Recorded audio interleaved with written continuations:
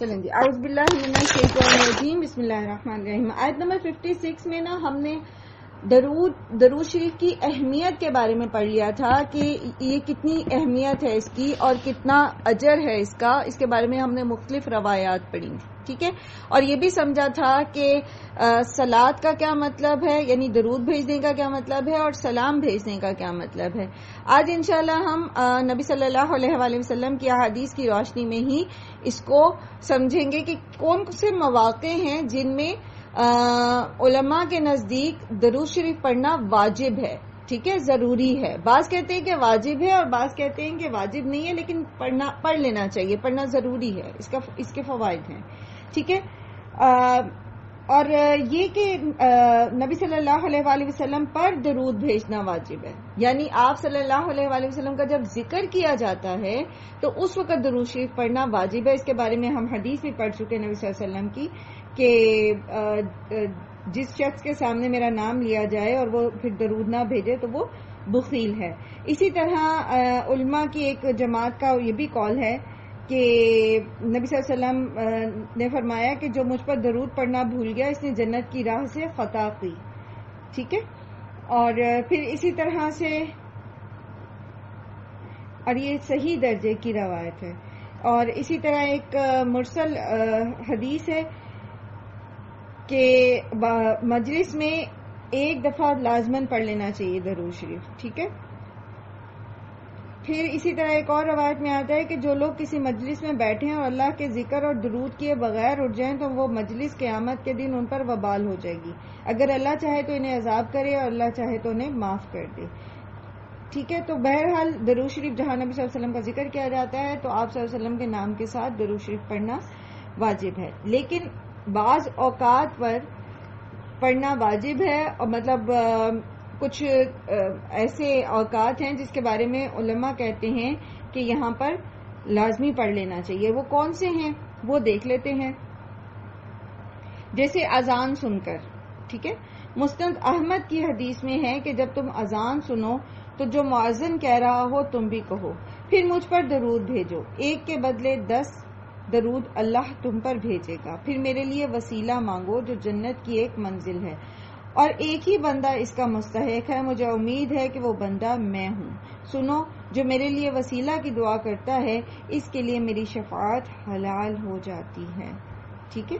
تو اللہ سبحانہ و تعالی کے ذکر کے ساتھ جب اذان میں جو کلمات کہے جاتے ہیں، آپ میں سے آپ کو پتا ہے نا سب کو کہ اذان کا جواب کیسے دیا جاتا ہے؟ ہاں، سب جو مؤذن کہتا ہے اس کے ساتھ کہا جاتا ہے، اور جب وہ کہتا ہے حیا علی الصلاۃ تو کہا جاتا ہے لا حول ولا قوت الا باللہ، اور جب وہ کہتا ہے 2 بار اسی طرح حیا علی الفلاح تو کہا جاتا ہے لا حول ولا قوت الا باللہ، ٹھیک ہے۔ اور اس کے بعد پھر اذان کے بعد کی جو دعا ہے وہ پڑھی جاتی ہے، اور پھر محمد صلی اللہ علیہ وآلہ وسلم پر درود بھیجا جاتا ہے۔ اسی طرح مسجد میں جانے اور مسجد سے نکلتے وقت بھی درود شریف پڑھنا ضروری ہے، جسے حضرت فاطمہ رضی اللہ عنہ فرماتی ہیں جب نبی صلی اللہ علیہ وسلم مسجد میں جاتے تو درود و سلام پڑھ کر دعا کرتے، اللہم اغفر لی ذنوبی وافتح لی ابواب رحمتک، ٹھیک ہے۔ اور جب مسجد سے نکلتے تو درود و سلام کے بعد فرماتے اللہم اغفر لی ذنوبی وافتح لی ابواب فضلک، ٹھیک ہے۔ اور حضرت علی کا فرمانا ہے کہ جب مسجدوں میں جاؤ تو نبی صلی اللہ علیہ وسلم پر درود پڑھا کرو۔ اسی طرح نماز کے آخری قاعدہ میں اتحیات کے بعد، ٹھیک ہے، اتحیات کے بعد درود شریف پڑھنا، وہ تو ہم سب پڑھتے ہی ہیں، اور لیکن یہ کہ اس کو یہ بھی واجب کے درجے میں ہے۔ پھر جنازے کی نماز میں آپ صلی اللہ علیہ وسلم پر درود پڑھنا، ٹھیک ہے، جس کا سنت طریقہ یہ ہے جنازے کی، آپ میں سے کسی نے نماز جنازہ پڑھی ہے کبھی؟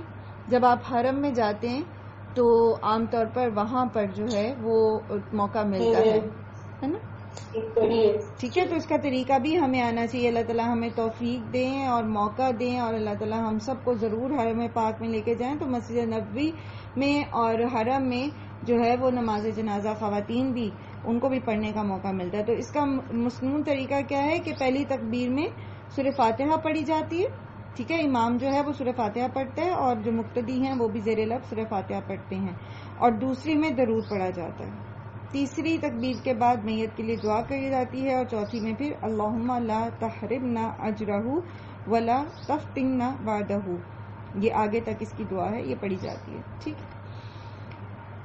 پھر عید کی نماز میں درود شریف پڑھنا، اسی طرح دعا کے خاتمے پر درود شریف پڑھنا. جیسے ترمذی میں حضرت عمر کا قول ہے کہ دعا آسمان اور زمین میں معلق رہتی ہے یہاں تک کہ درود پڑھے تب اوپر چڑھتی ہے. ٹھیک ہے. اسی طرح ایک روایت مرفوع بھی آئی ہے اسی معنی میں. پھر اسی طرح جمعہ کا دن اور جمعہ کی رات میں، اور ہم سب کو پتہ ہے کہ جمعہ کی جو سنتیں ہیں اس کے اندر درود شریف بھی شامل ہے. نبی صلی اللہ علیہ وسلم کی ایک روایت مسند احمد میں ہے کہ سب سے افضل دن جمعہ کا دن ہے، اسی میں حضرت آدم کو پیدا کیا گیا اور اسی میں وہ اٹھائے گئے، اسی میں نفخہ ہے یعنی قیامت کا برپا ہونا ہے، اور اسی میں بے ہوشی ہے. بس تم اس دن مجھ پر بکثرت درود پڑھا کرو، تمہارے درود مجھ پر پیش کیے جاتے ہیں.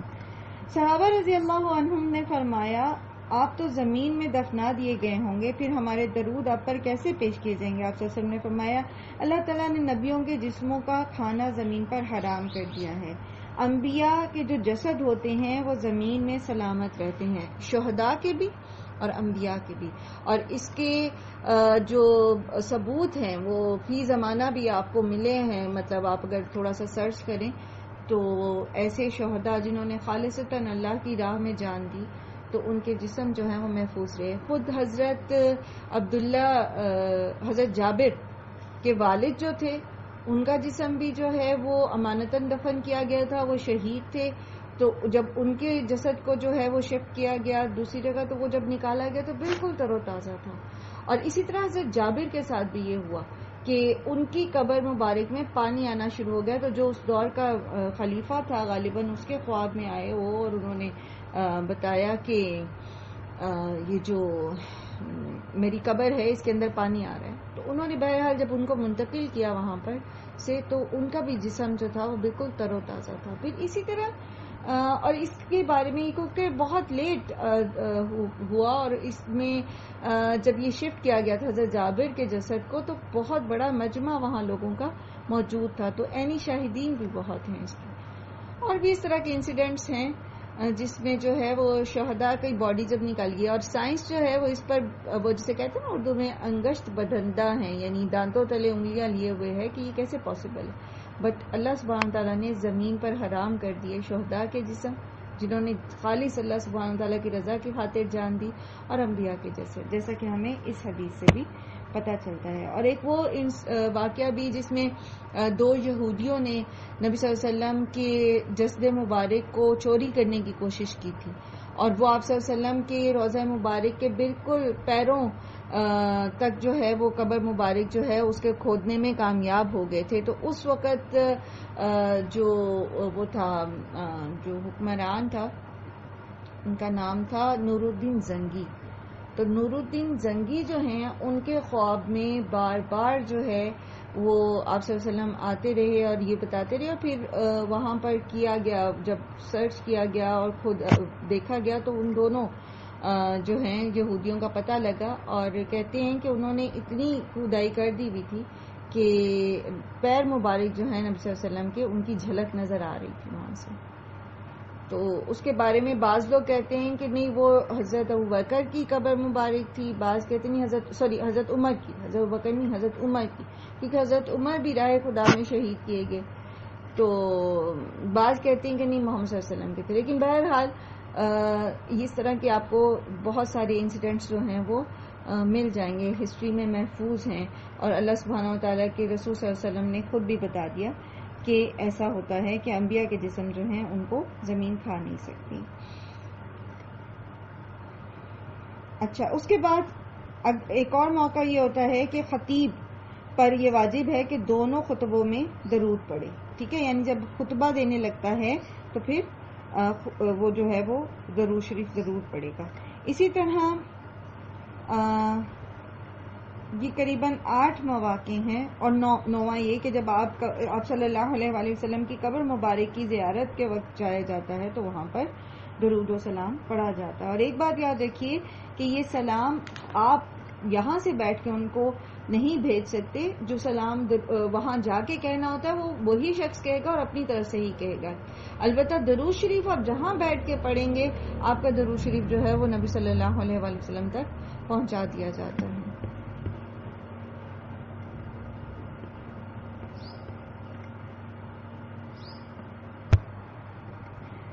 جو لوگ اللہ اور اس کے رسول کو اذیت دیتے ہیں ان پر اللہ سبحانہ وتعالی لعنت فرماتے ہیں دنیا اور آخرت میں، اور ان کے لیے رسوا کن عذاب ہے. کس طرح اذیت دیتا ہے کوئی رسول صلی اللہ علیہ وسلم کو اور اللہ کو؟ بیسیکلی اللہ سبحانہ وتعالی کو اذیت دینے کا مطلب یہاں پر خاص طور پر اللہ کے رسول کو اذیت دینا ہے. جیسا کہ ایک اور جگہ آپ نے پڑھا کہ اللہ رسول صلی اللہ علیہ وسلم کی اطاعت میں اللہ کی اطاعت ہے، اطیعوا اللہ واطیعوا الرسول. تو جو لوگ اللہ کے رسول کو اذیت دیتے ہیں، جیسے پیچھے حضرت زید والے واقعے میں جو حضرت زینب سے نکاح ہوا آپ صلی اللہ علیہ وسلم کا، اس میں لوگوں نے آپ صلی اللہ علیہ وسلم کے اوپر جو آپ کی کردار کشی کرنے کی کوشش کی اس وقت کے منافقین نے اور مشرکین نے، اور اسی طرح نبی صلی اللہ علیہ وآلہ وسلم کو جو ہے وہ جیسے مکہ میں لوگ مجنون کہتے تھے یا ساحر کہتے تھے یا جھوٹا کہتے تھے، تو یہ ساری چیزیں اصل میں نبی صلی اللہ علیہ وسلم کو اذیت دینے والی باتیں. اور پھر اللہ کو اذیت دینے کے معاملے میں ایک بخاری اور مسلم کی ایک روایت ہے کہ آپ صلی اللہ علیہ وسلم نے فرمایا کہ اللہ تعالیٰ فرماتا ہے کہ ابن آدم مجھے ایذا دیتا ہے، وہ زمانے کو گالیاں دیتا ہے اور زمانہ میں ہوں. یعنی دن اور رات کا تغیر و تبدل تو میں ہی کر رہا ہوں. اسی لیے کہا جاتا ہے کہ زمانے کو برا نہیں کہنا چاہیے. جو ہم لوگ کہتے ہیں نا زمانہ ہی برا ہے، تو زمانے کو برا نہیں کہا جاتا. بیسیکلی لوگ برائی کرتے ہیں. جو ادوار ہیں، جو دور ہیں، جو دن اور رات کا آنا اور جانا ہے، وہ تو اللہ سبحانہ وتعالیٰ کے حکم سے ہے، وہ تو برائی نہیں کرتا. ٹھیک ہے. اچھا، اسی طرح اللہ سبحانہ تعالیٰ کو اذیت دینے میں وہ بھی آ جاتا ہے جو لوگ اللہ تعالیٰ کے ساتھ شرک کرتے ہیں. کسی بھی درجے میں جب اللہ سبحانہ تعالیٰ کے ساتھ شرک کریں گے تو وہ بھی انہی معنوں میں آ جاتا ہے. تو جو لوگ اللہ کو اور اس کے رسول کو کسی بھی درجے پر کسی بھی لیول پر اذیت دیتے ہیں. اچھا، اس میں اعزاز رسانی میں ایک اور چیز بھی آ جاتی ہے، اور وہ کیا ہے کہ اللہ کے رسول صلی اللہ علیہ وسلم جو احکامات اللہ کے بتا رہے ہیں ان کا مذاق اڑایا جائے، ان کو، یا یہ کہ اسلام کے خلاف سازشیں کی جائیں، تو یہ ساری چیزیں اسی مفہوم میں آ جاتی ہیں. تو اللہ تعالیٰ فرما رہے ہیں کہ ایسے لوگوں پر دنیا اور آخرت میں اللہ تعالیٰ کی طرف سے لعنت ہوتی ہے اور ان کے لیے رسوا کن عذاب ہے. والذین یؤذون المؤمنین والمؤمنات بغیر ما اکتسبوا فقد احتملوا بہتانا واثما مبینا. اور وہ لوگ جو ایذا دیتے ہیں مومن مردوں کو اور مومن عورتوں کو بغیر کسی گناہ کے جو انہوں نے کیا ہو، تو ایسے لوگوں نے بہتان اٹھایا بہت بڑا اور کھلم کھلا گناہ کیا. تو بات یہ ہے کہ جو لوگ کسی کی برائی بیان کریں جبکہ وہ اس کے اندر برائی نہیں ہے، تو یہ کیا ہوتا ہے؟ بہتان. نبی صلی اللہ علیہ وآلہ وسلم نے لوگوں کو منع کیا کہ وہ اپنے کسی بھائی کی برائی نہ کریں. ٹھیک ہے. تو لوگوں نے کہا کہ آپ صلی اللہ علیہ وسلم نے فرمایا یہ غیبت ہے. ٹھیک ہے. تو لوگوں نے کہا کہ اگرچہ وہ اس میں موجود ہو، تو آپ صلی اللہ علیہ وسلم نے فرمایا کہ موجود ہے اور تم اس کو بیان کرو تو یہ غیبت ہے. اگر وہ اس میں موجود ہی نہیں اور پھر تم اس کے بارے میں کوئی بات کہو تو وہ تو بہتان ہے. اور یاد رکھیے بہتان غیبت سے بڑا گناہ ہے. سورہ نور میں بھی آپ نے پڑھا نا، خاص طور پر جو دوسروں کے کردار پر الزام لگاتے ہیں، بہتان گھڑتے ہیں، تو ان کے لیے تو جو ہے وہ حد ہے، قذف کی حد ہے. کوڑے مارے جاتے ہیں ایسے لوگوں کو. ٹھیک ہے. تو بہتان لگانا غیبت سے بھی بڑا گناہ ہے. غیبت بھی گناہ کبیرہ ہے لیکن بہتان اس سے بھی بڑا گناہ ہے. اور بہتان کیا ہے؟ کسی کے اوپر جھوٹا الزام لگا دینا، کسی بھی گناہ میں. کسی پر چوری کا الزام لگا دینا، کسی کے بارے میں یہی کہہ دینا وہ تو ہے ہی ایسا، یا اس نے کیا ہوگا، یہ جو غلطی ہو گئی ہے یہ تو فلانے نے کی ہوگی، یہ جو غلط نتیجہ نکلا یہ فلاں کی غلطی، حالانکہ آپ کو نہیں پتا، آپ کے پاس ثبوت نہیں ہے. تو بغیر ثبوت کے کسی کے بارے میں کوئی بات کہنے سے گریز کرنا چاہیے، کیونکہ یہ بہتان بھی ہو سکتا ہے، اور اس کو اللہ تعالیٰ اسم مبینہ کہہ رہے ہیں. بہت بڑا گناہ ہے یہ. اچھا جی، آگے جو آیت آ رہی ہے، اب یہ پردے کی آیات میں سے ایک آیت ہے، اور ہم نے سورہ نور میں اس کو تفصیلی پڑھا بھی ہے، دوبارہ تھوڑا سا اس کو سمجھ لیتے ہیں. اللہ سبحانہ تعالیٰ فرماتے ہیں، یا ایھا النبی قل لازواجک وبناتک ونساء المؤمنین یدنین علیہن من جلابیبہن ذلک ادنی ان یعرفن فلا یؤذین وکان اللہ غفورا رحیما. اے نبی صلی اللہ علیہ وسلم اپنی بیٹیوں سے، اپنی بیویوں سے اور مومن عورتوں سے یہ کہہ دیں کہ وہ اپنے اوپر سے اپنی چادروں میں سے لٹکا لیں. یہ زیادہ قریب ہے اس بات کے کہ وہ پہچان لی جائیں اور اذیت نہ دی جائیں، اور اللہ بہت غفور الرحیم ہے. اصل میں یدنین علیہن من جلابیبہن میں جو جلباب کا لفظ آیا ہے عربی زبان میں، یہ بڑی چادر کو کہتے ہیں، ٹھیک ہے. اور ادنا کے معنی ہیں قریب کرنے اور لپیٹ لینے کے، ٹھیک ہے. یہ یدنین جو ہے یہ ادنا سے ماضی وہ اس کا مضارع کا صیغہ ہے، ٹھیک ہے. ادنا سے مضارع کا صیغہ ہے یدنین. تو ادنا کا مطلب اس کا روٹ کیا ہوتا ہے؟ دنو، دال نون واو، دنیا کا روٹ بھی یہی ہے، اس کا مطلب ہوتا ہے قریب، ٹھیک ہے. تو یدنین علا کا صیغہ جب آیا تو اس کا مطلب ہو گیا ارخاء، لٹکا لینا، قریب کر لینا. اور علا کا مطلب اوپر سے قریب کر لینے کا مطلب کیا ہوگا پھر اردو میں جب آپ اس کو بولیں گے تو لٹکا لینا، ٹھیک ہے.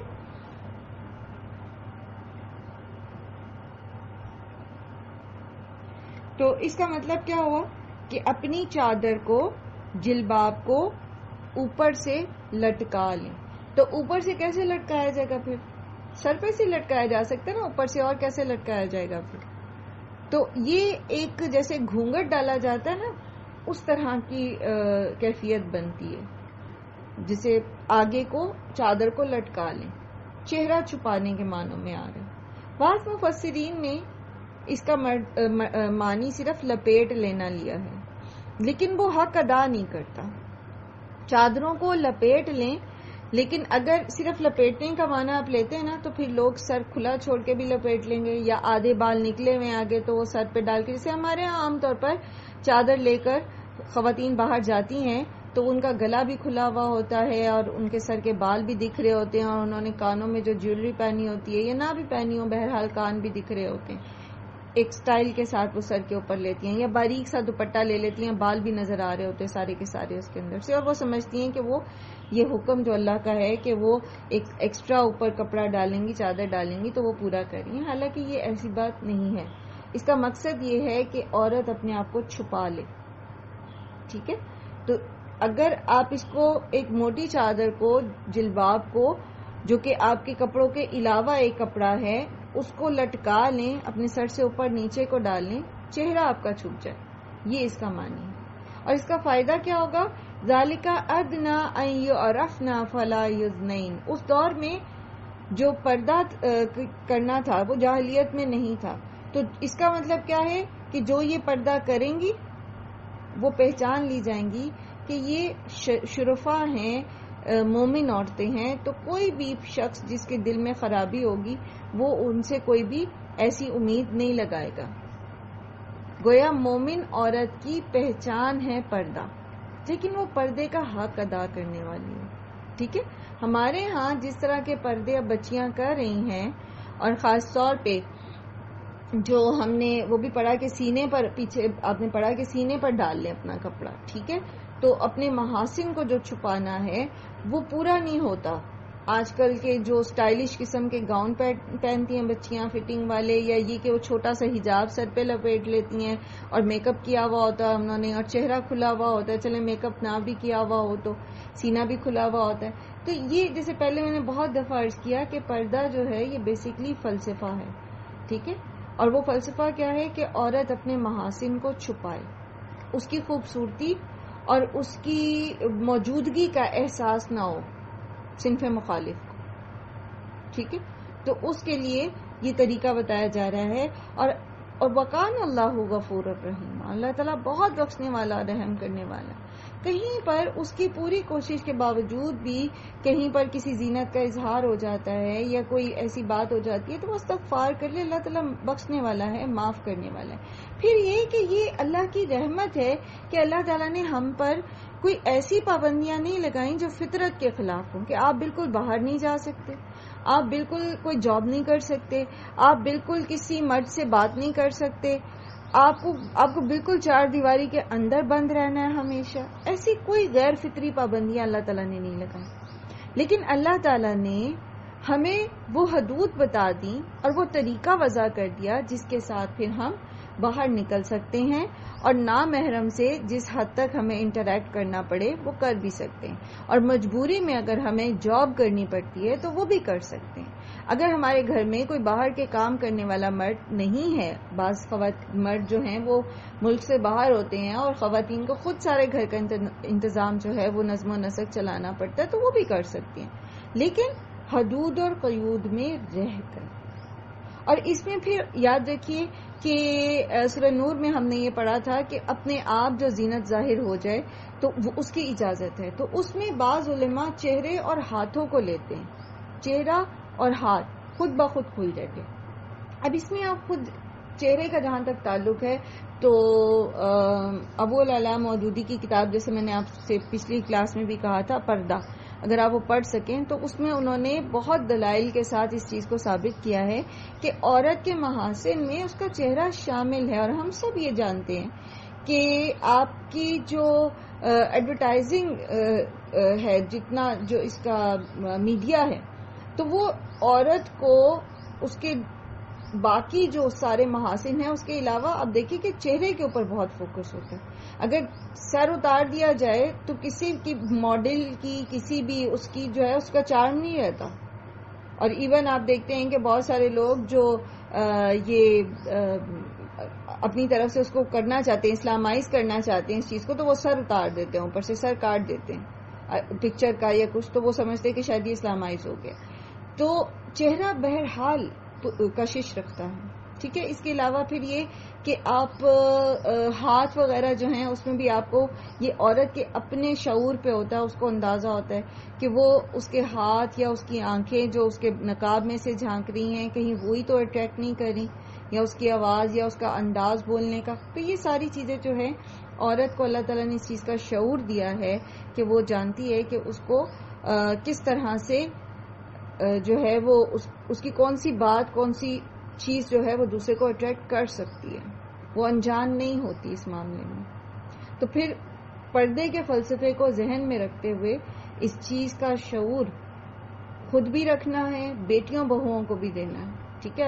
اپنی بچیوں کو، بھانجیوں کو، بھتیجیوں کو بھی سکھانا ہے آہستہ آہستہ طریقے کے ساتھ کہ کیا اصل میں پردہ ہے، ٹھیک ہے. صرف حجاب سر پہ لپیٹ لینا پردہ نہیں ہوتا، اور فٹنگ والا ڈریس کے ساتھ باہر چلے جانا اور سمجھنا کہ ہم اللہ کی فرما برداری کر رہے ہیں، یہ پردہ نہیں ہے، جو آج کل ہمیں عام کالجز اور یونیورسٹیز میں یہ دیکھنے میں مل رہا ہے، ٹھیک ہے. تو اس پہ چونکہ ہم پہلے بہت سیر حاصل بحث کر چکے ہیں، آپ میں سے کوئی اس میں کچھ ایڈ کرنا چاہتا ہو تو آپ کر سکتے ہیں. میرا یہ کہنا ہے کہ پردہ جو ہے نا وہ اپنے دل کا بھی ہوتا ہے. اگر ہم دل سے چاہیں کہ کوئی ہماری طرف اٹریکٹ نہ ہو تو پھر وہ نا بندہ جو ہے نا وہ نہیں ہو سکتا کسی غلط حرکت میں. لیکن اگر ہمارا دل جو ہے نا وہ نہیں نا صحیح اپنی جگہ پہ آتا تو جتنا مرضی لپیٹ لیں تو وہ پھر بھی وہ جو ہے نا انسان، اگر وہ آنکھیں یا وہ آپ کی بات جو ہے کہہ رہی کہ صرف اگر آنکھیں بھی ہونا نظر آ رہی ہوں تو اس سے بھی غلط کام ہو سکتا ہے. تو وہی بات ہے کہ دل صاف ہونا چاہیے اپنا نا. بالکل، ہر عمل کے لیے تقویٰ تو ہے نا، تقویٰ پیچھے نہیں ہوتا تو ہمارا بعض اعمال جو ہیں وہ ریاکاری ہی بن جاتے ہیں. اور آپ کی بات درست ہے، لیکن جس طرح سے جملہ جیسے بھی آپ نے کہا نا، اسی کو لے کر بہت سارے لوگ یہ کہتے ہیں کہ جی پردہ تو صرف آنکھوں کا ہوتا ہے یا پردہ تو صرف دل کا ہوتا ہے. وہ یہ دلیل دیتے ہیں، وہ غض بصر کے حکم میں اس کو اس طرح سے ٹویسٹ کرتے ہیں کہ جب آپ ان کو یہ کہیں کہ آپ پردہ کریں آپ اپنے آپ کو ڈھک کے رکھیں. جیسے ہی اب دیکھیں یہ میرا فلسفہ تو نہیں ہے یا یہ کسی مولوی کی بات تو نہیں ہے, میں آپ کے سامنے قرآن کی آیت رکھ رہی ہوں, قرآن کی آیت ایکسپلین کر رہی ہوں. اور سورہ نور میں بھی ہم نے قرآن کریم کی آیات پڑھی, اور پیچھے ابھی اس میں بھی آپ نے پیچھے سورہ احزاب میں بھی پڑھا کہ کس کے سامنے زینت کا اظہار کیا جا سکتا ہے اور کس کے سامنے نہیں. تو زینت کو چھپا کیسے سکتے ہیں پھر آپ, سوائے اس کے کہ آپ اپنے اوپر ایک ایکسٹرا چادر یا ایک ایکسٹرا جو ہے وہ کوئی ایسا کلاک پہن لیں, چوغا پہن لیں, برقع کہہ لیں اس کو, یا ایک چادر بڑی جو آپ کو پردہ پورا آپ کا کر رہی ہے, آپ کے چہرے کو ڈھانپ رہی ہے, تو وہ ہو نہیں سکتا اس کے علاوہ. تو اگر ہم صرف اس سٹیٹمنٹ کو لینا, جو اکثر لوگ کہتے ہیں جی پردہ تو دل کا ہوتا ہے یا پردہ تو آنکھوں کا ہوتا ہے, آپ نے جو بات کہی وہ بالکل ٹھیک ہے کہ تقویٰ ہوگا پیچھے تو یہ اپنے آپ کو ڈھانپنا فائدہ دے گا, یہ بات اس حد تک تو ٹھیک ہے. لیکن اگر لوگ اس بات کو ایسے لیں کہ پردہ تو صرف آنکھوں کا ہوتا ہے اور بندے کے دل میں حیا ہونی چاہیے, تو اوپر سے چاہے آپ جو مرضی پہن کے پھرتے رہیں, تو آپ کے دل کی حیا تو ہے, لیکن دوسرے کی آنکھوں کا کیا کریں گے آپ؟ کس کس کی آنکھوں کے آگے پردے ڈالیں گے؟ وہ تو نہیں کر سکتے نا. تو پورے کا پورا ایک اپنے آپ کو سیف سائڈ پہ رکھنا کہ خود بھی خرابی سے بچیں اور دوسروں کو بھی خرابی میں مبتلا ہونے سے بچائیں. جیسے پیچھے آپ نے پڑھا تھا کہ اپنی جب تمہیں بات کرنی ہو کسی سے تو اپنی آواز جو ہے اس میں لوچ تمہارے نہ ہو, تاکہ دل میں خرابی میں مبتلا شخص جو ہے وہ کوئی آس امید نہ لگا بیٹھے. اور اسی طرح کہا گیا کہ پردے میں سے ایک بات کرو, اگر تم نے کوئی چیز لینی ہے ان سے تو پردے میں سے لو, یعنی ڈیلنگ جو ہوگی وہ پردے میں رہ کے ہوگی. اب اس کا پردے کا مطلب یہ نہیں کہ آپ گھر سے باہر نہیں نکل سکتے, لیکن بہرحال اپنے آپ کو کور کر کے نکلنا. جی نعیمہ آپ کیا کہہ رہے ہیں؟ جی میم, میں یہ کہنا چاہ رہی تھی, جیسے آپ نے کہا ہے یہ بات نہیں ہے, آپ تو تقوی میں ہو سکتے ہیں تو دوسروں کی نظریں, اس سے بہت اچھی مثال ہم یہ لے سکتے ہیں کہ آپ کا زیور ہے یا آپ گوشت لینے جاتے ہیں تو آپ اس کو ننگا لے کر آئیں گے تو گر تو آئیں گے اس کے اوپر, اور اگر آپ کی اتنی قیمتی چیز زیور ہے تو آپ اس کو باہر رکھ کے تو نہیں بیٹھ جاتے, اس پہ ظاہر ہے آپ اس کو محفوظ کرتے ہیں. اسی طرح عورت تو اس سے تشبیہ کی گئی ہے کہ آپ اس کو محفوظ کریں گے تو اس کے اوپر گندی نظریں نہیں آئیں گی. بالکل درست, اور اس سے بڑی پیاری مثال آپ بچیوں کو, جب کیونکہ بچیاں جو ہیں آج کل کی وہ بہت اس چیز کو لیتی ہیں, بلکہ ہر دور میں شاید یہ بات آتی, شیطان دماغ میں ڈالتا ہے کہ وائی گرلز کیوں اپنے آپ کو کور کریں, گرلز کیوں آپ بوائز کی آئیز کیوں نہیں نیچے کراتے. ٹھیک ہے, تو اس کی بڑی خوبصورت مثال میں نے ایک جگہ پڑھی تھی کہ لڑکوں پہ پابندیاں کیوں نہیں ہیں اور لڑکیوں پہ اس طرح کی پابندیاں کیوں ہیں. تو وہ ایک مثال سے کسی نے بڑے اچھے سے واضح کیا, وہ اپنی بیٹی کو سمجھا رہے تھے, تو انہوں نے کہا کہ دیکھو جو تمہارے زیورات ہیں, سنار اپنے جو اس کے زیورات ہوتے ہیں جو وہ اس کی دکان میں, تو وہ اس کو کہاں رکھتا ہے؟ تو وہ کہتی ہے تجوری میں. تو کہتا ہے لوہار جو ہوتا ہے وہ اپنے لوہے کو کہاں رکھتا ہے؟ کہتی سڑک پہ. تو کہتے ہیں اللہ تعالیٰ کے نزدیک عورت قیمتی ہے. ٹھیک ہے, تو جس طرح سنار قیمتی چیز کو تجوری کے اندر رکھتا ہے, اسی طرح اللہ تعالیٰ کے نزدیک عورت کی اہمیت, عورت کی قیمت, عورت کی قدر و منزلت زیادہ ہے کہ وہ اس کو پروٹیکٹ کرنا چاہتا ہے. تو عورت کی پروٹیکشن اس میں ہے کہ وہ سیف رہے, محفوظ رہے, ٹھیک ہے, تجوری میں رہے. اور اسی کی مثال ایک بہت خوبصورت استاذہ نے دی تھی اپنی بیٹی کو. وہ کہتی ہیں کہ جب اس طرح سے وہ بات کری تھی تو انہوں نے وہ چاکلیٹ کی مثال سے اس کو سمجھایا کہ دیکھو ایک چاکلیٹ ہے جو ریپر میں بند ہے اور ایک چاکلیٹ ہے جو کھلی پڑی بھی ہے, تو مکھیاں کس پر آئیں گی؟ ان کا کھلی چاکلیٹ پہ. تو انہوں نے کہا یہی بات ہے کہ جو عورت اپنے آپ کو ڈھک کے رکھتی ہے, اپنے دل میں بھی تقویٰ رکھتی ہے اور اپنے آپ کو کور کر کے بھی رکھتی ہے, تو اس کے اوپر اگر خراب نگاہیں اٹھیں گی بھی تو اس کا کچھ بگاڑ نہیں سکتی. ٹھیک ہے, اور اگر کھلم کھلا ہی پھرتی رہے گی اور کہے گی میرے دل میں تقویٰ ہے, اول تو یہ تقویٰ کی نشانی نہیں ہے. تقویٰ کی نشانی یہ ہے کہ وہ اپنے رب کے احکامات کو جو واضح ہیں قرآن میں اس کو پورا کرے. لیکن بہرحال پھر بھی کیا ہے کہ اس کو نقصان زیادہ ہوگا بنسبت ایک اس عورت کے جو ڈھکی ہوئی ہے. اب اس کو آپ اس پہ قیاس نہ کیجئے گا کہ ہمارے ہاں نعوذ باللہ جو ریپ کے کیسز ہوتے ہیں تو اس میں تو کوئی بھی محفوظ نہیں ہے. اس کی وجہ جو ہے وہ تربیت کی خرابی ہے جو مردوں کی نہیں کی جاتی.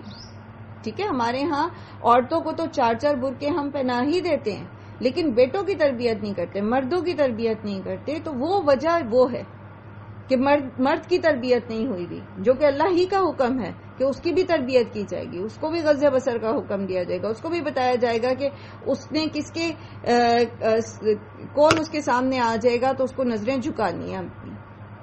بہرحال یہ عمل ضروری ہے، یہ چیزیں سمجھنا ضروری ہے، اور ان کو گریجولی، میں یہ نہیں کہتی کہ آپ فوراً ہی ایسا کوئی اقدام کریں کیونکہ مشکل ہوتا ہے، ہمارے ہاں لوگ حق کو، سچ کو فوراً بھی ایکسیپٹ نہیں کر پاتے، تو گریجولی کوشش کریں، آہستہ آہستہ آہستہ آہستہ اپنے گھروں میں ہم یہ ماحول لے کر آئیں کہ ہماری بچیاں جو ہیں اور ہم جو ہیں وہ اپنی ڈریسنگ کو جو ہے خاص طور پر باہر نکلتے ہوئے، اور جب گھر میں کوئی مہمان آتے ہیں، کزن آ جاتے ہیں یا کوئی اور دیور جیٹ وغیرہ آتے ہیں، نندوئی آتے ہیں، بہنوئی آتے ہیں، تو ہمیں پتہ ہو کہ ہماری لیمٹس کیا ہیں، ٹھیک ہے نا؟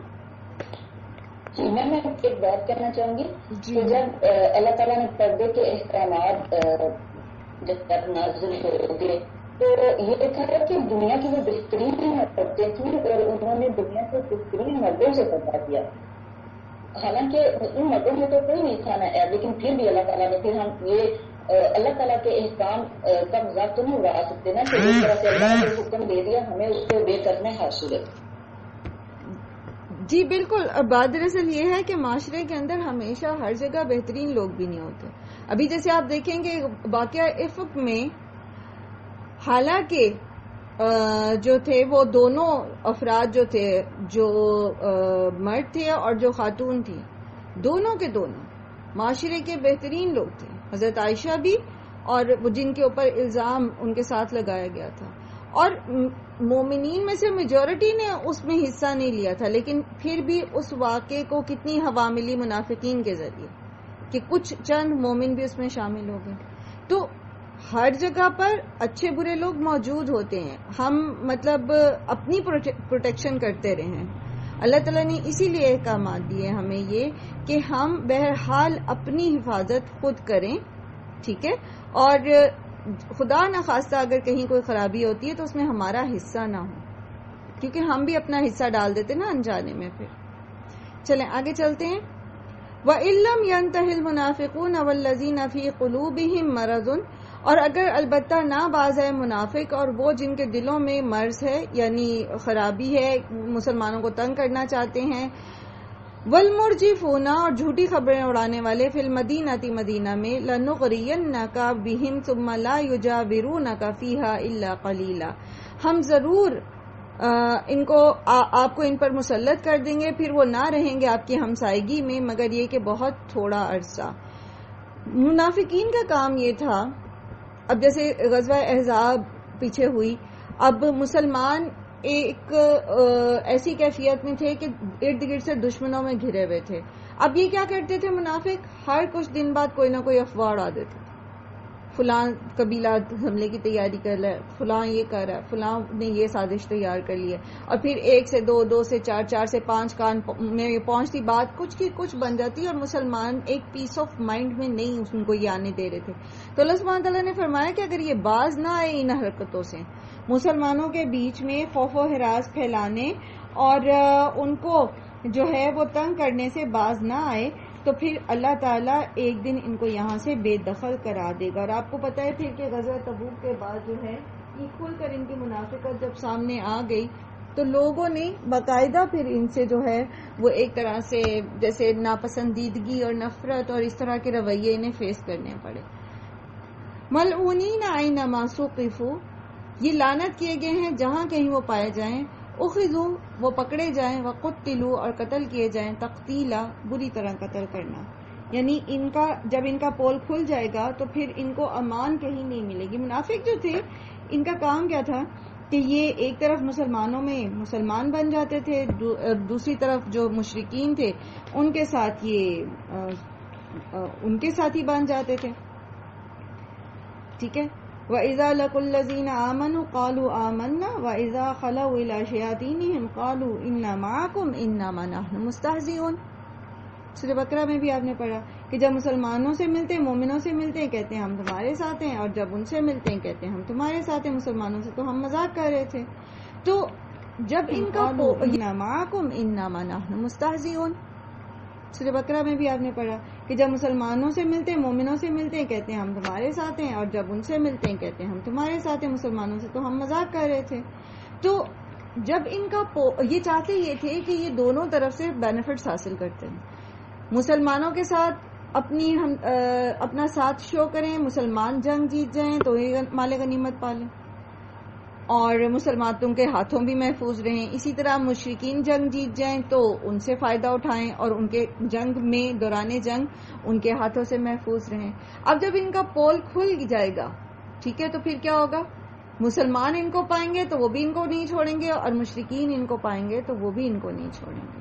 اینما ثقفوا اخذوا وقتلوا تقتیلا سنت اللہ فی الذین خلوا من قبل، یہ اللہ کا طریقہ ہے ان کے بارے میں جو پہلے گزر چکے ہیں۔ ولن تجد لسنت اللہ تبدیلا، اور آپ اللہ کے طریقے کو بدلتا ہوا نہیں پائیں گے۔ کیا اللہ کا طریقہ ہے کہ جو مومن ہے اللہ سبحانہ وتعالی اس کو دنیا میں رسوا ہونے نہیں دیتا۔ آزمائشیں ضرور آتی ہیں، پریشانیاں ضرور آتی ہیں، لیکن ایٹ دا اینڈ اللہ سبحانہ وتعالی فرماتے ہیں کہ مومنوں کو نجات دینا اور مومنوں کی مدد کرنا ہمارے اوپر حق ہے۔ لیکن یہ منافق جو ایمان کا لبادہ اوڑے ہوئے ہیں، اللہ کا یہ طریقہ نہیں ہے کہ ان کو وہ بینیفٹس ملیں جو مومنوں کے ہیں۔ ان کو اللہ تعالیٰ دنیا میں ڈھیل تو ضرور دیتے ہیں، لیکن یہ کہ پھر جب اللہ کی پکڑ آتی ہے تو پھر وہی بات کہ اینما ثقفوا اخذوا وقتلوا تقتیلا، پھر ان کے ساتھ یہی معاملہ ہوتا ہے، پھر یہ دنیا میں بھی رسوا ہوتے ہیں اور آخرت میں تو ان کے لیے اسفل سافلین کا درجہ ہے، جہنم میں سب سے نچلے درجے میں منافق پھینکے جائیں گے۔ یسألک الناس عن الساعہ، لوگ آپ سے قیامت کے بارے میں سوال کرتے ہیں۔ لوگ سمجھتے تھے کہ نبی صلی اللہ علیہ وآلہ وسلم پر چونکہ وحی آتی ہے تو آپ صلی اللہ علیہ وآلہ وسلم قیامت کا بھی علم رکھتے ہوں گے۔ قل انما علمها عند اللہ، کہہ دیجئے بے شک اس کا علم تو اللہ ہی کے پاس ہے۔ وما یدریک لعل الساعة تکون قریبا، اور کیا آپ کو پتا کہ ہو سکتا ہے کہ قیامت قریب ہی ہو۔ اسی مفہوم کی بہت ساری آیات آپ نے پہلے بھی پڑھی، جیسے اقترب للناس حسابهم، اور اسی طرح سورہ نحل میں آپ نے پڑھا اتی امر اللہ، ٹھیک ہے، اور اسی طرح آگے سورہ قمر میں آگے اقتربت الساعة وانشق القمر، پھر آپ نے پڑھا ربما یود الذین کفروا لو کانوا مسلمین، یعنی یہ قریب ہی ہے، ہو سکتا ہے اچانک آ جائے گی۔ اور پھر احادیث سے بھی ہمیں پتہ چلتا ہے کہ قیامت جو ہے وہ اچانک آئے گی، لوگ اپنی دنیا کے روٹین کے کام کر رہے ہوں گے تو وہ اچانک آ جائے گی۔ اور خاص طور پر نبی صلی اللہ علیہ وآلہ وسلم کی بعثت جو ہے یہ قیامت کی بڑی نشانیوں میں سے ایک نشانی ہے۔ آپ صلی اللہ علیہ وسلم نے فرمایا کہ مجھے اور قیامت کو ایسے بھیجا گیا، 2 انگلیوں کے ساتھ اشارہ کر کے بتایا، یعنی آپ صلی اللہ علیہ وآلہ وسلم کے بعد زمین کا جو ایک بڑا زمانہ دور گزر چکا ہے، زندگی گزر چکی ہے، تو اب پیچھے کم ہی رہ گئی ہے۔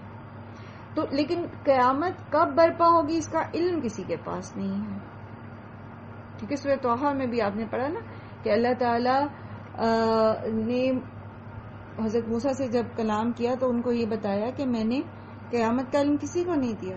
کیوں نہیں دیا؟ تاکہ لوگ اپنی سی کوشش کریں، لوگ دیکھیں، کام کرنے کی کوشش کریں، آخرت کی طرف عمال کرنے کی، آخرت کمانے کی کوشش کریں۔ تو بجائے اس کے کہ انسان یہ سوچے یا یہ سوال کرے کہ قیامت کب آئے گی، وہ یہ سوچے کہ لعل الساعة تکون قریبا، ہو سکتا ہے قیامت قریب ہی ہو، تو پھر اس کے وقت کے تعین کی بجائے اس کا فوکس جو ہے وہ اس کی اصلاح احوال پہ ہو جائے گا، یعنی وہ اپنے اعمال کو درست کرنے پر فوکس کرے گا۔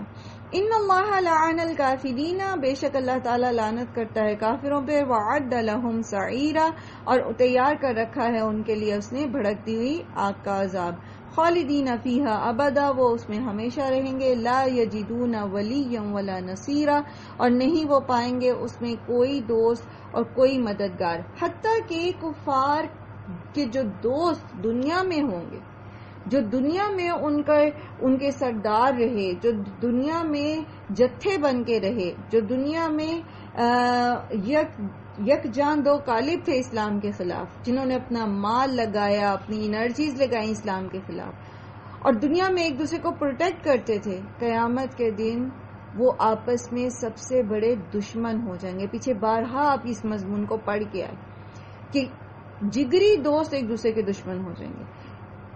یہ تو ہے کافروں کا معاملہ. عام جو انسان ہیں، جو گناہگار مسلمان ہیں، ان کا یہ حال ہوگا کہ وہ ایک دوسرے سے بھاگیں گے، سوائے وہ جنہوں نے اللہ کے نام پر دوستی کی ہوگی اور جو اللہ کے فرما بردار ہوں گے، جنہوں نے زندگی اللہ کی فرما برداری میں گزاری ہوگی، تو ان پر یہ وحشت اور یہ ہیبت طاری نہیں ہوگی، اور وہ دوستیاں قیامت کے دن بھی قائم رہیں گی جو اللہ کے نام پر ہوئی ہوں گی. لیکن باقی جو ہیں ان کا کوئی والی وارث نہیں ہوگا، حتیٰ کہ ماں اپنے بچے سے، باپ اپنے بیٹے سے، دوست سے، سب ایک دوسرے سے بھاگیں گے. یوم تقلب وجوہہم فی النار، جس دن الٹ پلٹ کیے جائیں گے چہرے ان کے آگ میں. یقولون یا لیتنا اطعنا اللہ واطعنا الرسول، تو وہ کہیں گے کہ کاش ہم نے اللہ اور اس کے رسول کی اطاعت کی ہوتی. تو اس دن کی سوچ، اس دن کا پچھتاوا، اس آگ کو دیکھنے کے بعد، اس عذاب میں جھلسنے کے بعد کا پچھتاوا جو ہے فائدہ نہیں دے گا. اور سبحان اللہ، یہ اللہ سبحانہ و تعالیٰ کی کتنی بڑی رحمت ہے ہم پر کہ اللہ سبحانہ و تعالیٰ نے وہ مناظر ہمارے سامنے ابھی بیان کر دیے کہ دیکھو یہ ہوگا، ایسے ہوگا. ابھی سے سدھر جاؤ، ابھی سے اپنی دوستیوں کو دیکھ لو، ابھی سے اپنے ایمان کا جائزہ لے لو، ابھی سے اپنے افعال کا، اپنے اعمال کا جائزہ لے لو. ابھی سے یہ دیکھ لو کہ تم کس لیڈر کے پیچھے چل رہے ہو، وہ تمہیں کہاں لے کے جا رہا ہے. چاہے وہ تمہارا مذہبی لیڈر ہے، چاہے وہ تمہارا سیاسی لیڈر ہے، چاہے وہ گھر کا سربراہ ہے، کیا وہ اللہ کی فرما برداری کے راستے پہ لے جا رہا ہے یا نہیں؟ کیونکہ جو اللہ کی نافرمانی کے راستے پہ چل رہے ہیں اور لوگ ان کو فالو کر رہے ہیں، تو قیامت کے دن یہی فالوور کہیں گے وَقَالُوا رَبَّنَا إِنَّا أَطَعْنَا سَادَتَنَا وَكُبْرَاءَنَا فَأَضَلُّونَا السَّبِيلَ. تو وہ کہیں گے اے ہمارے رب، بے شک ہم نے اپنے سرداروں کی اور اپنے بڑوں کی پیروی کی تو انہوں نے ہمیں بھٹکا دیا. لیکن یہ عذر ان کو جان چھڑانے کے لیے کافی نہیں ہوگا. کیوں کافی نہیں ہوگا؟ کیونکہ اللہ کی کتاب جو موجود تھی، اللہ کے رسول جو آ چکے تھے، وہ بتا جو رہے تھے کہ کس کو فالو کرنا ہے، کس کے پیچھے چلنا ہے، کس کی بات ماننی ہے اور کس کی نہیں ماننی. تو وہ جو کہیں گے کہ ہمارے بڑوں نے ہمیں گمراہ کر دیا اور ہمارے سرداروں نے ہمیں گمراہ کر دیا، تو ہر دور میں اللہ تعالیٰ نے نبی بھیجے لوگوں کی اصلاح کے لیے، ان کے عقیدوں کی اصلاح کے لیے، ان کو بتانے کے لیے کہ کس کے پیچھے چلو اور کس کے پیچھے نہ چلو. تو وہ کہیں گے ربنا آتیہم ضعفین من العذاب ولعنہم لعنا کبیرا. ان سرداروں کو، ان بڑوں کو، ہماروں کو دگنا عذاب دے اور ان پر لعنت فرما بہت بڑی. تو دنیا میں تو ان کی تعظیم میں ان کے پیر چومتے تھے، ان کو اپنا مائی باپ سمجھتے تھے، اپنا والی وارث سمجھتے تھے، اور یہ سمجھتے تھے کہ بس یہی ہمیں مشکلوں سے نکال سکتے ہیں اور انہی کے پیچھے پیچھے چل کے ہم ترقی حاصل کر سکتے ہیں، اور انہی کی ہاں میں ہاں ملا کے اور چاپلوسیاں کر کے جو ہے وہ ہمیں کامیابیاں ملنے والی ہیں. تو قیامت کے دن وہ کہیں گے کہ ان کو ہمارے قدموں کے نیچے رکھ دیں، ہم انہیں اپنے پیروں سے رون ڈالیں، اللہ ان کو دگنا عذاب دے. وہ خود بھی ان پر لعنت کریں گے، اللہ سے بھی کہیں گے آپ بھی ان کے اوپر لعنت کریں، بہت بڑی لعنت.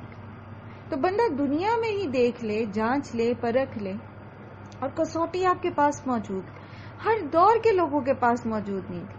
ایسا نہیں ہے کہ کسی بھی دور کے لوگ جو ہیں ان کے پاس اللہ تعالیٰ نے ڈرانے والا نہیں بھیجا، ان کے پاس اللہ تعالیٰ نے صحیح اور غلط کی کسوٹی نہیں بھیجی اور اللہ انہیں عذاب میں ڈال دے. ایسا ہو نہیں سکتا، اللہ بندوں پر ظلم کرنے والا نہیں.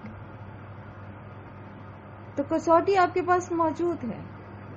آپ کے سیاسی لیڈر ہیں یا آپ کے مذہبی پیشوا ہیں یا آپ کے استاد ہیں یا آپ کے گھر کے بڑے ہیں، جو کوئی بھی ہے، آپ کو وہ جو حکم دے رہے ہیں، آپ کو وہ جو راہ دکھا رہے ہیں، آپ جانچ لیجئے کہ اللہ اور اس کے رسول کا راستہ ہے یا نہیں ہے. اگر ہے تو اس پر چلنے میں کوئی حرج نہیں ہے، اور اگر نہیں ہے تو اس پر انکار کر دیجیے. یہی سیفر سائٹ ہے.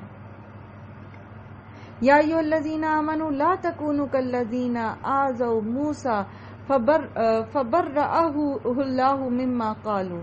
اے لوگوں جو ایمان لائے ہو، تم اس طرح نہ ہو جاؤ جیسے اذیت دی گئی موسیٰ کو، تو بری کر دیا اسے اللہ نے، مما قالوا، اس سے جو انہوں نے کہا تھا، یعنی ان کی قوم کے لوگوں نے. وقان عند اللہ وجیہا، اور وہ تھا اللہ کے نزدیک بہت ہی باعزت. موسیٰ علیہ السلام کو ان کی قوم نے بہت اذیت دی تھی. ان کے واقعات آپ سورہ بقرہ میں پڑھ کے آئے. کوئی کام اس قوم نے من حیث القوم الا ماشاء اللہ سوائے چند ایک کے کام کر کے نہیں دیا. انہیں ہر بات میں مین میخ نکالنا، جو سیدھی سیدھی راہ انہیں دکھائی گئی ہے اس میں سے ٹیڑھ نکالنا. اللہ تعالیٰ نے کہا گائے ذبح کرو، اس میں انہوں نے سوال جواب کرنے شروع کر دیے. دل نہیں مانتا تھا ان کا گائے ذبح کرنے کے لیے، چھوٹی ہو بڑی ہو، سفید ہو کالی ہو، کیسی ہو، ہل چلاتی ہو نہ چلاتی ہو. حتیٰ کہ جب تک ان کو ساری چیزیں واضح کھول کے نہیں بتا دی گئی اور پھر وہ باؤنڈ ہو گئے اس معاملے میں، انہوں نے گائے ذبح نہیں کی. اسی طرح اللہ نے ان پر آسمان سے کھانا اتار دیا، من و سلوہ اتار دیا، اور انہوں نے کہا تم کھانے پینے کی فکر نہ کرو، معیشت کے فکر سے بے نیاز ہو جاؤ، دین کا کام کرو. تو وہاں وہ اڑ گئے. وہاں انہیں چاہیے تھا دال روٹی پیاز لہسن گیہوں. پھر سمندر سے پار کرا کے لائے موسیٰ علیہ السلام ان کو، اور پھر انہوں نے کہہ دیا کہ جی ہمارے لیے کوئی ایسا بت بنا دیجیے جس کی ہم عبادت کریں. پھر موسیٰ علیہ السلام کوہ طور پہ گئے تو انہوں نے بچڑے کی پوجا شروع کر دی. پھر موسیٰ علیہ السلام نے ان کو معافی کے لیے لے کے گئے تو انہوں نے فرمائش کر دی ہم خود اللہ کو دیکھنا چاہتے ہیں. بہت ساری باتوں میں انہوں نے موسیٰ علیہ السلام کو بہت ضد کیا، لیکن موسیٰ علیہ السلام نے صبر کیا. نبی صلی اللہ علیہ وآلہ وسلم کے بارے میں لوگ باتیں بناتے تھے، اور خاص طور پر ایک جو واقعہ ہے کہ آپ صلی اللہ علیہ وسلم نے مال غنیمت کی تقسیم کی تو کچھ لوگوں نے اس پہ اعتراض کیا. تو حضرت عبداللہ بن مسعود کہتے ہیں کہ میں نے ان کی باتیں سنی اور آ کے محمد صلی اللہ علیہ وسلم سے کہا کہ آپ کے بارے میں لوگ ایسا اور ایسا گمان کر رہے ہیں. تو آپ صلی اللہ علیہ وسلم نے کہا کہ عبداللہ بن مسعود سے کہ چھوڑ دو ان کو ان کے حال پہ، موسیٰ تو اس سے بھی زیادہ اذیت دیے گئے تھے. اور انہوں نے صبر کیا. یہاں پر مومنوں سے کہا جا رہا ہے کہ جیسے موسیٰ علیہ السلام کو ان کے فالوور نے ان کی قوم نے اذیت دی، تم لوگ ویسے نہ بن جاؤ. اسے ہمیں ایک بات سمجھ آتی ہے، اور وہ یہ کہ نبی کو اذیت دینے سے مراد سب سے بڑی چیز یہ ہوتی ہے کہ اس کی تعلیمات کا مذاق اڑایا جائے. وہ جو بات سمجھا رہا ہے اس بات کو ماننے کی بجائے اس میں ٹیڑھ نکالی جائے، اس میں سے سوال نکالے جائیں. جیسے وہ سورہ بقرہ میں بھی آتا ہے نا کہ اللہ تعالیٰ فرماتے ہیں کہ ام تریدون یسألوا رسولکم کما سئل موسیٰ من قبل، کہ تم اپنے رسول سے ایسے سوال کرنے چاہتے ہو جیسے موسیٰ اس سے پہلے سوال کیے گئے. تو اللہ کے رسول جو دین لے کر آئے ہیں وہ پرفیکٹ دین ہے، اس میں مین میخ نکالنا. اب یہ پردے ہی کی مثال لے لیجیے، لوگ کتنی اس میں مین میخ نکالتے ہیں، اور اصل میں وہ اپنی خواہش نفس کو پورا کرنے میں اس بات کو بھی بھول جاتے ہیں کہ وہ کس کے احکامات میں نقص نکالنے کی کوشش کریں یا کس کے احکامات کو ٹویسٹ کرنے کی کوشش کریں. یہ اللہ کے احکامات ہیں، اللہ کے رسول صلی اللہ علیہ وآلہ وسلم کے احکامات. ایسا نہ ہو جیسے بھی پیچھے ہم نے پڑھا نا کہ جب وہ جہنم میں پھینکے جائیں گے تو وہ کہیں گے کہ کاش ہم نے اطاعت کی ہوتی، یا لیتنا اطعنا اللہ واطعنا الرسول. تو ایسا نہ ہو کہ خدا نہ خواستہ اللہ نہ کرے کہ کسی پر بھی ایسا موقع آئے، اللہ تعالیٰ تمام ایمان والوں کو ہدایت دے کہ وہ کہتے ہیں کہ کاش ہم نے اللہ کا راستہ لیا ہوتا، کاش ہم نے رسول کی اطاعت کی ہوتی. اور یہ معاملہ صرف جو ہے وہ پردے سے ریلیٹڈ نہیں ہے، پورے کے پورے قرآن کی ساری تعلیمات سے ریلیٹڈ ہے. سندھ میں ایک رسم ہے، شاید آپ نے سنا ہو، کہ لڑکیوں کی قرآن کے ساتھ نکاح کر دیتے ہیں. سنا آپ نے کسی نے؟ اس کی بنیادی وجہ کیا ہوتی ہے؟ اس فضول حرکت، اس بیکار لایانی بات کا اور کسی قدر گناہ کی بات کا مقصد کیا ہے کہ وہ ایک لڑکی کو پابند کر دیتے ہیں کہ وہ ساری زندگی صرف قرآن پڑھے گی اور اس کی شادی نہیں ہو سکتی، نکاح نہیں ہو سکتا. اس کا مقصد یہ ہوتا ہے کہ وہ اس کو وراثت میں سے حصہ نہیں دینا چاہتے. وہ اس کی شادی باہر کسی خاندان میں باہر نہیں کرنا چاہتے تاکہ ان کی جائیداد تقسیم نہ ہو اور پھر کوئی غیر ان کے خاندان کے اندر شامل نہ ہو جائے. تو یہ کیا ہے بیسیکلی؟ یہ بھی تو اللہ اور اس کے رسول کے احکامات کا مذاق اڑانا اور اللہ کے رسول کو اذیت دینا ہے. اور نعوذ باللہ ثم نعوذ باللہ یہ سمجھنا ہے کہ آپ کسی طرح اللہ کے احکامات کو ٹویسٹ کر کے اللہ کو دھوکہ دے دیں گے. یا ایھا الذین آمنوا اتقوا اللہ وقولوا قولا سدیدا، اے لوگو جو ایمان لائے ہو اللہ سے ڈرو اور سیدھی بات کرو، صحیح بات کرو. جو بات جس طرح ہے بالکل واضح اور اچھے طریقے سے کہو. اور بات دراصل یہ ہے کہ جیسے یہاں پر کہا جا رہا ہے نا کہ تقوی اختیار کرو اور سیدھی بات کرو، تو جب دل میں تقوی ہو اور زبان میں سچائی ہو تو اس کے بدلے میں خود بخود انسان کو عمل صالح کی توفیق مل جاتی ہے. اسی لیے اللہ تعالیٰ فرما رہے ہیں یصلح لکم اعمالکم ویغفر لکم ذنوبکم. ایک کام تم لوگ کرو اور وہ کیا ہے؟ اپنے اندر اللہ کا ڈر پیدا کرو، سچی صحیح انصاف پر مبنی بات کرو، تو اللہ تعالیٰ تمہارے اعمال کی اصلاح کر دے گا، تمہیں عمل صالح کی توفیق ملنا شروع ہو جائے گی. اور جو غلطیاں کوتاہیاں تم پہلے کر چکے ہو اس میں تمہاری بخشش ہو جائے گی. وَمَن يُطِعِ اللَّهَ وَرَسُولَهُ فَقَدْ فَازَ فَوْزًا عَظِيمًا، تو جو کوئی اطاعت کرے گا اللہ اور اس کے رسول کی تو اس کو وہ کامیاب ہو جائے گا. کامیاب ہونا بہت عظیم، بہت بڑا.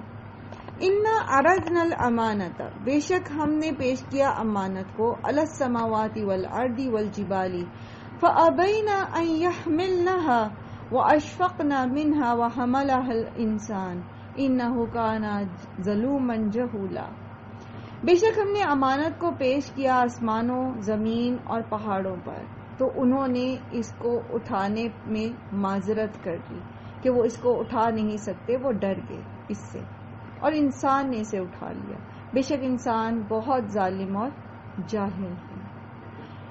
وہ امانت کیا تھی؟ اس کے بارے میں مختلف آراء ہیں. ابن عباس کہتے ہیں کہ اس امانت سے مراد اطاعت ہے. اللہ تعالیٰ نے اسلام کو، قرآن کو، اطاعت کے اصول کو، کیونکہ یہ زمین آسمان اور یہ تو سارے ویسے ہی اللہ کے مطیع ہیں نا، یہ تو اللہ کی نافرمانی کرتے ہی نہیں ہیں. لیکن یہاں جو بار اطاعت ہے وہ فرائض سے متعلق ہے، اللہ سبحانہ و تعالیٰ کی فرما برداری سے متعلق ہے. تو یہ جانتے تھے کیونکہ یہ ایسی مخلوق ہے نا، یہ تمام کہ جن کے اندر نافرمانی کا عنصر نہیں پایا جاتا، تو یہ جانتے تھے کہ اللہ تعالیٰ کی امانت کو لینے کا مطلب کیا ہے کہ اگر ہم اس کو پورا نہیں کرتے تو پھر ہم عذاب کا شکار ہیں. اور وہ امانت کیا ہے؟ کل کا کل اسلام سمجھ لیجئے، کل کا کل دین سمجھ لیجئے، کیونکہ انہیں پتا تھا نا کہ پورے کے پورے اس میں داخل ہونا پڑے گا، پھر پک اینڈ چوز نہیں ہے. تو اللہ تعالیٰ یہ نہیں ہے کہ اللہ تعالیٰ نے ان کو حکم دیا اور انہوں نے انکار کیا. اصل میں بات ہے سمجھانے کی. انسان کو جو اللہ تعالیٰ سمجھا رہے ہیں وہ یہ ہے کہ دین کی یہ ذمہ داری، فرائض کی ادائیگی، جو یہ ایک ایسا بوجھ ہے، یہ ایک ایسی بڑی ذمہ داری ہے کہ اگر زمین اور آسمان پر بھی اس کا بوجھ لادا جاتا تو وہ بھی نہ اٹھا سکتے. پہاڑ جیسی مضبوط دکھنے والی چیز جو ہے، بلند اور مضبوط، وہ بھی اس کا بوجھ نہیں اٹھا سکتے تھے. لیکن انسان کو اللہ سبحانہ و تعالیٰ نے جب اس پر یہ امانت پیش کی، اس کو کہا کہ یہ تم میری امانت اٹھاتے ہو. جیسے پیچھے بھی آپ نے وہ اس عہد کے بارے میں بھی پڑھا تھا نا کہ اللہ تعالیٰ نے جو انبیاء پہ پیش کیا کہ ہر آنے والے نبی اور آخری نبی کی تم مدد کرو گے، تو انہوں نے اللہ تعالیٰ نے پھر پوچھا کیا تم میری طرف سے یہ بوجھ اٹھاتے ہو، عہد کا بوجھ؟ تو انہوں نے کہا کہ ہم اٹھاتے ہیں. اسی طرح یہ دین پر چلنا، اللہ کی فرما برداری کرنا اور کل کے کل میں کرنا، تو انسان نے اس کو اختیار کر لیا. آدم علیہ السلام نے ذمہ داری لے لی.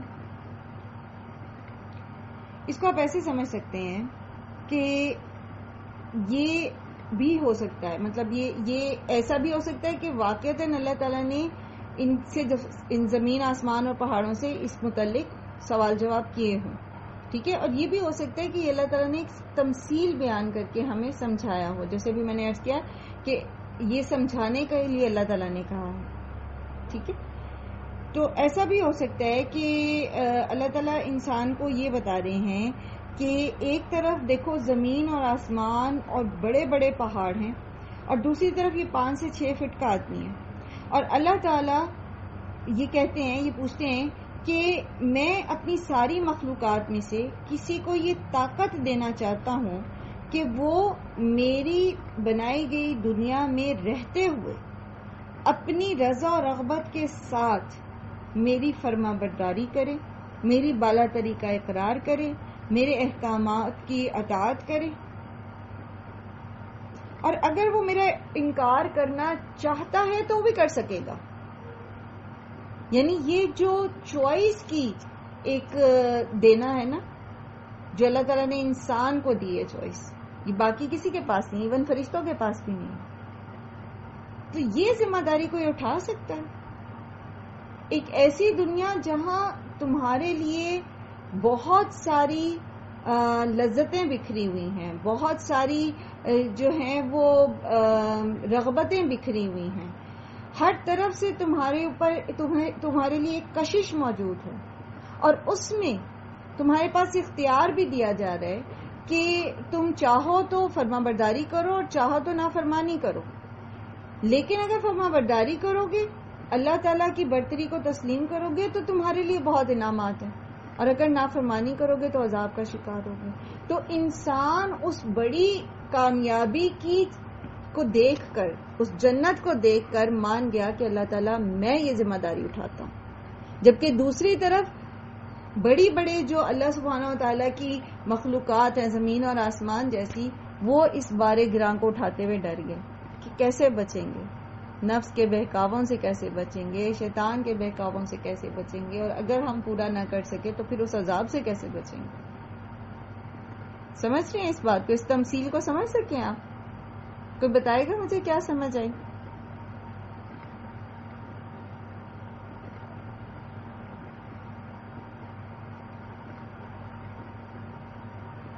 مجھے یہ سمجھ ہے کہ یہ جو باقی چیزیں ہیں ان کو تو اللہ تعالیٰ نے اختیار نہیں دیا، تو یہ بس ایک اس کو پیدا کیے ہیں اللہ تعالیٰ نے فرما برداری کے لیے، اور انسان کو ایک اختیار دیا تھا کہ بھی تم چاہو تو صحیح راستے پر چل سکتے ہو، چاہو تو نہیں چل سکتے، تمہاری اپنی مرضی ہے. تو یہ انسان کی بے وقوفی ہے کہ اس نے حامی بھر لی اس بات کے لیے. یہ امانت ہے نا، بیسکلی سمجھ لیجئے امتحان کا اندیا تھا کہ کون یہ دیکھو یہ بڑی جنت ہے، یہ بڑی زبردست قسم کی جگہ ہے، یہ انعام میں ملے گی. اب بتاؤ امتحان میں کودنے کو کون تیار ہے؟ اور وہ امتحان کیا ہے کہ ان تمام لذتوں، ان تمام رغبتوں، ان تمام کششوں کے اور ان تمام بہکاووں کے بیچ میں اپنے آپ کو بچا کر اللہ کے بتائے ہوئے راستے پہ چل کر اس جنت تک پہنچنا ہے. تو وہ جنت کی اتنی بڑی کشش کو دیکھ کر انسان جو ہے وہ مان گیا کہ ٹھیک ہے میں یہ کام کروں گا. اس کی جلد بازی کو، اور اللہ سبحانہ تعالیٰ فرما رہے ہیں کہ انسان بہت ہی جاہل اور ظالم ہے کہ وہ سمجھا کہ شاید وہ اپنے اوپر اتنی قدرت رکھتا ہے. اور پھر آپ دیکھتے ہیں کہ نتیجہ جو ہے وہ کیا ہے کہ اللہ تعالیٰ کی اس مخلوق یعنی انسان کی اکثریت جو ہے وہ اپنے نفس کے پیچھے چلنے والی ہے ہم میں سے، اور اکثریت جو ہے وہ شیطان کے پیچھے چلنے والی ہے. ہر دور میں ہر نبی کی آپ فالوورز میں سے، امت میں سے دیکھ لیجئے، ان کی قوم میں سے دیکھ لیجئے، اکثریت نے انکار کر دیا. تو اکثریت اس امتحان میں ناکام ہو گئی نا. اسی لیے اللہ تعالیٰ فرما رہے ہیں نا کہ انسان بہت ظالم اور جاہل ہے. ایک تو اس نے اپنی جہالت میں یہ امتحان قبول کر لیا، اور پھر اپنے اوپر ظلم کرتا ہے اور اس میں پورا اترنے کی کوشش بھی نہیں کرتا. لِيُعَذِّبَ اللَّهُ الْمُنَافِقِينَ وَالْمُنَافِقَاتِ وَالْمُشْرِكِينَ وَالْمُشْرِكَاتِ وَيَتُوبَ اللَّهُ عَلَى الْمُؤْمِنِينَ وَالْمُؤْمِنَاتِ وَكَانَ اللَّهُ غَفُورًا رَحِيمًا. کیوں یہ امتحان میں ڈالا گیا انسان؟ تاکہ پھر جو مومن ہیں، جو مومنات ہیں، جو اس امتحان میں سرخرو ہو جائیں گے، کامیاب ہو جائیں گے، ان کو اللہ تعالیٰ کامیابیاں دے، اللہ تعالیٰ ان کو جو ہے وہ انعام دے، وہ جنت دیں جو اللہ تعالیٰ نے جس کا وعدہ کیا. اور دوسری طرف وہ لوگ جنہوں نے دنیا کا فائدہ سمیٹنے کے لیے بظاہر ایمان کا لبادہ اوڑھ لیا، یعنی منافقین، تو ان کو اللہ تعالیٰ سزا دیں، ان کو اللہ تعالیٰ ان کو پکڑ لیں. یہ بظاہر تو لگتا ہے نا کہ انسان نے یہ ذمہ داری لے لی بس، ٹھیک ہے، اور ایک سچویشن قبول کر لی، لیکن یہ سچویشن میں ڈالے کیوں گئے ہیں، وہ اس امتحان میں ڈالے کیوں گئے ہیں؟ تاکہ یہ پوری جو برادری ہے نا انسان کی، اس میں سے اللہ تعالیٰ چھانٹ کے کھرے اور کھوٹے کو الگ کر دیں، اور جو کھرا ہے اس کو انعام دیں، اور جو کھوٹے سکے ہیں ان کو جہنم میں ڈال دیں. اور اس میں بھی آپ دیکھیے کہ یہاں اللہ سبحانہ و تعالیٰ اپنی غفور الرحیم کی صفت کو لے کر آئے ہیں. اور غفور الرحیم کی صفت کیا ہے کہ ٹھیک ہے، کر لی تم نے منافقت، کر لی تم نے شرک، ابھی بھی موقع ہے، ابھی بھی واپس پلٹ آؤ. دیکھو، غور و فکر کرو اپنے ارد گرد کے حالات پہ، واقعات پہ. مسلمانوں کی صحبت میں بیٹھو، ایمان والوں کی صحبت میں بیٹھو، سیکھو، سمجھو، غور و فکر کرو، اللہ کی طرف لوٹ آؤ، واپس آ جاؤ. اللہ تعالیٰ کو کوئی شوق نہیں ہے کہ وہ اپنی اتنی مخلوق جو اس نے اتنے محبت سے اور اتنی پرفیکشن سے بنائی ہے اس کو جہنم میں پھینک دے. There are chances. آپ توبہ کر لیں، آپ استغفار کر لیں، آپ گناہوں سے باز آ جائیں، آپ شرک سے باز آ جائیں، آپ دھوکہ دینے سے باز آ جائیں، منافقت سے باز آ جائیں. اللہ تعالیٰ بہت غفور الرحیم ہے. اللہ تعالیٰ ہم سب کو توفیق دیں کہ ہم اللہ تعالیٰ کی فرما برداری کر سکیں اور اس میں بہترین عمل کر سکیں. اللہ تعالیٰ آپ سب کو ایمان اور صحت کی بہترین حالت میں رکھیں، دنیا اور آخرت میں عافیت نصیب فرمائیں، اور تمام بیماروں کو شفائے کاملہ و عاجلہ عطا فرمائیں. تمام قرض داروں کے قرض کی ادائیگی کے اسباب پیدا فرمائیں، اور جو بھی کوئی جس بھی مشکل میں ہے، پریشانی میں ہے، اللہ سبحانہ و تعالیٰ اس پریشانی سے اس کو نجات عطا فرمائے. وآخر الدعوانا ان الحمدللہ رب العالمین. سبحانک اللہم و بحمدک، نشہد ان لا الہ الا انت، نستغفرک و نتوب الیک. السلام علیکم و رحمۃ اللہ وبرکاتہ.